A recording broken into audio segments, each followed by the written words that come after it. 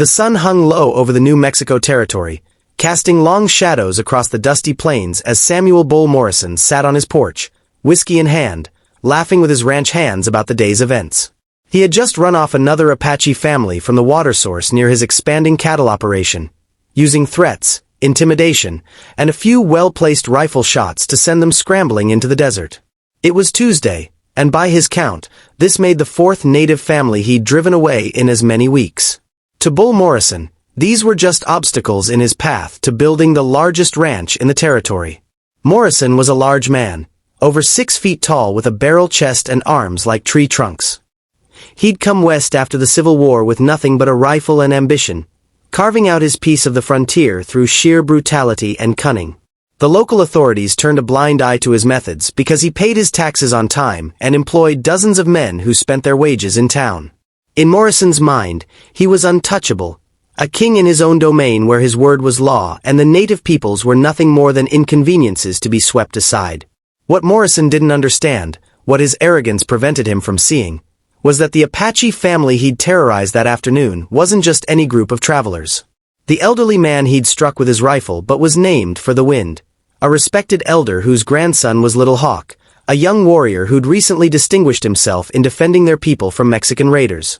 The woman Morrison had shoved into the dirt was Little Hawk's mother, and the children he'd frightened with gunshots were his younger siblings.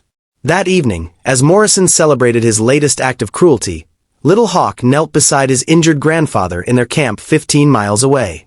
The old man's eye was swollen shut, and blood had dried on his weathered face.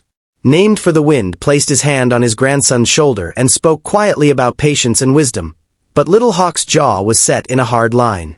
He had tried the path of peace, had watched his people pushed further and further from their ancestral lands, had seen promises broken and treaties ignored. This violation of his family, this casual brutality from a man who saw them as less than human, was a spark that would ignite a fire.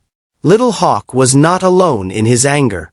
Across the territory, Apache warriors had been watching men like Morrison with growing frustration. They had seen their hunting grounds fenced off, their water sources claimed, their people treated with contempt and violence. Many young warriors were eager to respond, to show that the Apache were not a people to be trifled with, but the chiefs and elders counseled restraint, knowing that any retaliation could bring the full weight of the U.S. Army down upon them. But there were limits to patience. Lines that once crossed could not be uncrossed.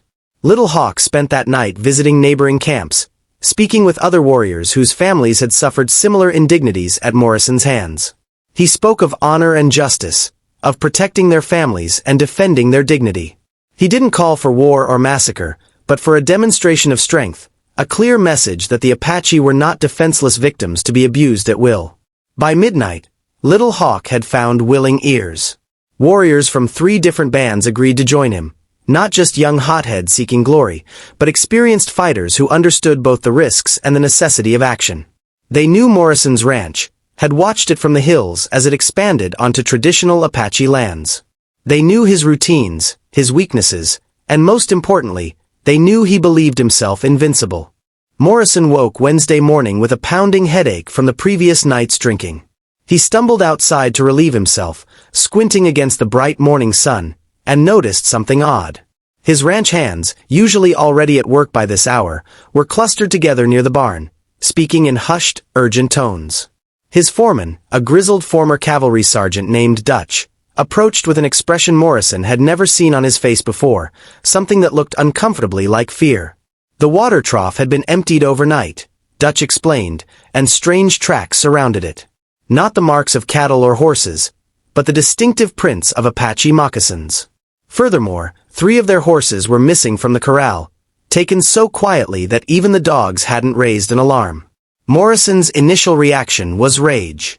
He cursed and threatened, swearing he'd hunt down whoever was responsible and make an example of them. But Dutch's next words stopped him cold.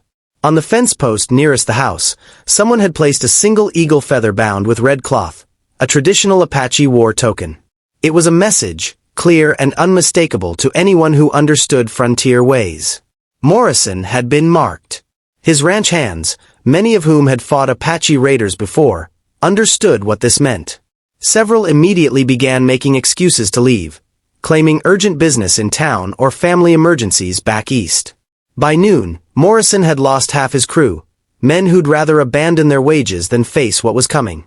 Morrison's bravado began to crack as the day wore on. He sent his remaining men to check the perimeter, and they returned with troubling reports. Strange smoke signals had been spotted in the hills to the north. More tracks had been found near the creek. A cow had been killed and butchered with such precision, it was clearly a demonstration of skill rather than necessity. The Apache were announcing their presence, letting Morrison know he was being watched, that his every move was observed. As night fell, Morrison barricaded himself in his cabin with his 3 most loyal men, all of them armed with repeating rifles and revolvers. They took turns keeping watch through the windows, jumping at every sound, firing nervous shots into the darkness at shadows and phantoms. Morrison, his face pale and sweat-soaked despite the cool night air, finally began to understand the magnitude of his mistake. He'd pushed too hard, hurt the wrong people, and now the bill was coming due. The night passed in terrifying silence. No attack came, but somehow that was worse than if the Apache had simply rushed the cabin. Instead, Morrison and his men sat in the dark, their nerves fraying with each passing hour, knowing they were surrounded but unable to see their enemies. This was psychological warfare at its finest, a lesson in fear that the Apache had perfected over centuries of defending their homeland. When dawn finally broke on Thursday morning, Morrison peered cautiously through a gap in the shuttered windows and felt his blood turn to ice. The hills surrounding his ranch were no longer empty. Silhouetted against the rising sun were warriors, dozens of them, perhaps as many as 100, sitting motionless on their horses in a wide circle around his property. They made no move to attack, simply sat there in perfect stillness, a living wall of judgment and retribution. Little Hawk sat at the head of the assembled warriors, his face painted for battle, his grandfather's blood still fresh in his memory. He had brought together fighters from across the territory, men who had all suffered under Morrison's cruelty or knew someone who had. This was not a raiding party seeking plunder, but a council of war demanding justice. They had the numbers to overrun the cabin in minutes, to kill everyone inside, but that wasn't the point. The point was to show Morrison, and through him all the men like him, that actions had consequences. Inside the cabin, Morrison's remaining men looked to him for leadership and found none. The big man who'd seemed so invincible yesterday was now curled in a corner, rifle clutched to his chest, muttering prayers he'd forgotten he knew. One of his men, a young cowboy barely 20 years old, suggested they try to negotiate, to offer compensation or apology. Morrison's response was to laugh bitterly, knowing that he'd crossed so far over the line that words were meaningless now. The standoff continued through the morning. The Apache warriors didn't move, didn't speak, just maintained their silent vigil. It was a demonstration of discipline and unity that spoke volumes about their culture and capabilities. These weren't the savages of dime novel fiction, but organized, intelligent fighters executing a coordinated strategy. Several warriors dismounted and began performing a traditional war dance visible from the cabin, a ritual that was equal parts spiritual preparation and psychological intimidation. Around midday, a lone rider approached from the direction of town. The Apache warriors parted to let him through, and Morrison recognized the local sheriff, a man named Garrett who'd always been willing to look the other way when Morrison bent the law. But Garrett's face was grim as he dismounted and approached the cabin under a white flag provided by the Apache. Morrison let him in, desperate for any ally, any hope of escape from the trap he'd built for himself. Garrett's message was blunt. He'd received word of the situation from a rancher who'd spotted the gathering of warriors. The territorial governor had been contacted, and the U.S. Army was being notified, but help was at least 2 days away.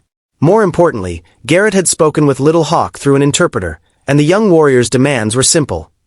Morrison must leave the territory forever, abandon his ranch and all claims to the land, and make restitution to the Apache families he'd harmed. If he refused, if he tried to wait for military intervention, Little Hawk had made clear that his warriors would not disperse peacefully. Morrison's first instinct was to refuse, to demand that Garrett arrest the Apache for threatening him, to insist on his rights as an American citizen on American soil. But Garrett cut him off with a harsh laugh. Rights meant nothing out here when you were outnumbered 100 to 4 miles from help, with warriors who'd been fighting on this land since before Morrison's grandfather was born. The sheriff laid out the reality in brutal terms. Morrison could leave with his life, or the army could collect his body in a few days. Those were the only options. The psychological weight of the siege finally broke Morrison's spirit. This man who'd built his empire on intimidation and violence discovered that he had no reserves of courage when he became the target instead of the aggressor. With shaking hands, he signed a document Garrett had drafted, relinquishing all claims to the ranch and promising to leave the territory. It was legally meaningless, but symbolically powerful, an acknowledgement that he'd been beaten. As Morrison and his men prepared to leave, gathering only what they could carry on horseback, the Apache warriors remained in position, watching every movement. When Morrison finally emerged from his cabin, he couldn't bring himself to look at the assembled warriors, couldn't face the judgment in their eyes. He mounted his horse with the stiff movements of a man who'd aged decades overnight, and began the long ride toward town and exile. Little Hawk watched Morrison leave and felt no triumph, only a grim satisfaction that his grandfather's honor had been defended. He'd proven a point that needed proving, that the Apache were not victims to be abused without consequence, that even in this new world of railways and settlements, they remained a force to be respected. But he also knew this was a temporary victory, that men like Morrison would keep coming, that the tide of history was against his people. The warriors dispersed as peacefully as they'd gathered, returning to their camps and families with the knowledge that they'd stood together when it mattered. Morrison's ranch stood empty for months before being claimed by a more respectful settler who made peace with the local Apache and treated them as neighbors rather than obstacles. Morrison himself disappeared into history, reportedly dying drunk and alone in a California boarding house 5 years later, his brief empire reduced to a cautionary tale about the dangers of underestimating those you oppress. The story spread across the territory and beyond, told in saloons and around campfires, growing with each retelling. It became a legend about justice and consequence, about the price of cruelty and the power of unified resistance. For the Apache, it was a reminder of their strength and dignity in an era when both were under constant assault. For settlers and ranchers, it was a warning that the frontier's native peoples were not the vanishing relics some imagined, but living communities who would defend themselves when pushed too far.